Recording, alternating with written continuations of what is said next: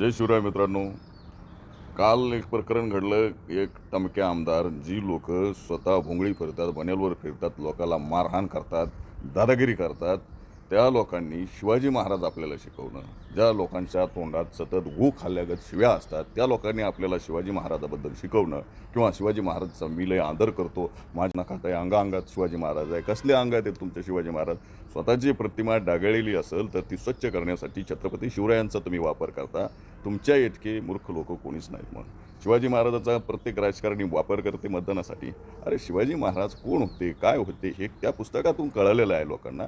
आणि ते पुस्तकाचा टायटल जे आहे ते जर आपण वाचलं तर व्यवस्थित नाव येतं त्याचं. असं काही नाही की आपण मांडलं तर देव आहे आणि नाही मांडलं तर मग दगडातही देव नाही. तू आता ते पुस्तक कधीच आहे, किती वर्ष झाले त्याला निघून, आणि तू आता बोंबलायला लागला.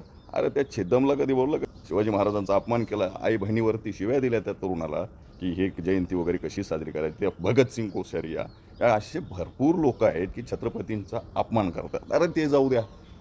जे शिवाजी महाराज आता तुम्ही ज्यांच्याबरोबर सत्तेत आहेत ना, ते शिवाजी महाराजांचं मोठं अरबी समुद्रात स्मारक उभारणार होते, बरोबर. एक वीट तरी लावली का? वीट त्यांना नीट प्रश्न विचारा.